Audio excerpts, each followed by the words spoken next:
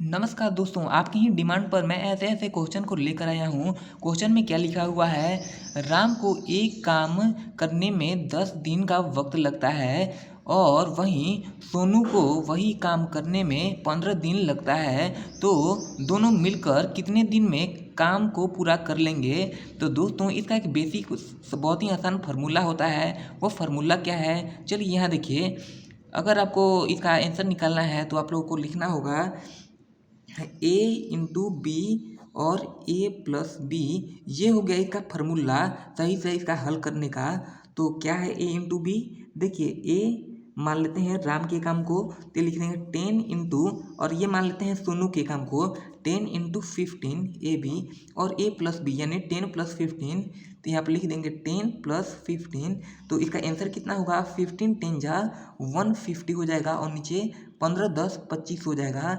और इसको अगर हम लोग डिवाइड करें तो 25 1 जा 25, 4 जा 100 और 4 2 जा, चलिए ना 5 5 जा 25, 5 3 जा 15, 5 1 जा 5, 5 6 जा 30, यानी कि इसका सीधा सीधा आंसर आएगा 6 डे लगेंगे। अगर दोनों कोई मिल के काम करेंगे तो टोटल 6 डे लगेंगे इन्हें अपना काम को ख़त्म करने में। चलिए नेक्स्ट क्वेश्चन की ओर बढ़ते हैं।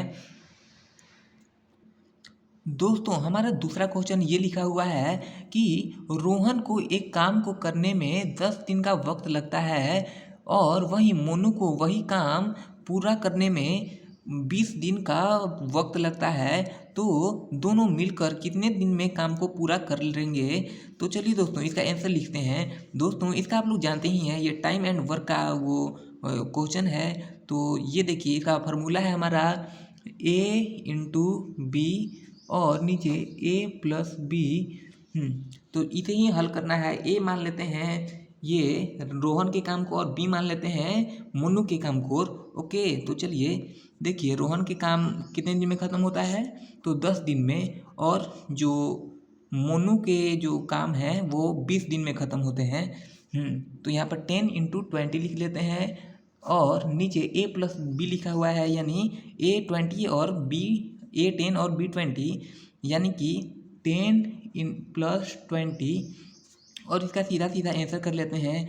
10 इंटू 20 कितना होगा? 200। तो 200 ऊपर लिख दीजिए और 20 प्लस 10 कितना होगा? 30। और इसे हम लोग डिवाइड कर देते हैं। 0 से 0 कट गया। 3 के टर्म में 20 आता है नहीं, तो इसका आंसर हो जाएगा, इसे हम लोग पॉइंट में चाहे तो ला सकते हैं 20/3 को पॉइंट में ले आकर इसका आंसर आप लोग सीधा सीधा लिख सकते हैं। अगर 20 है और नीचे कितना है 3, तो 3 के टर्म में 20 कितने बार में आएगा? नहीं आएगा। 3 5 जा 3, 6 जा 18, तो यहाँ पर बचा 2, फिर पॉइंट ला के इसे 0 बैठा देंगे तो 3 6 जा 18, 6 जा, मतलब इसे ये ऐसे ही ऐसे चलते रहेगा, यानी 6.66 का आंसर आप लोग सीधा सीधा समझ सकते हैं।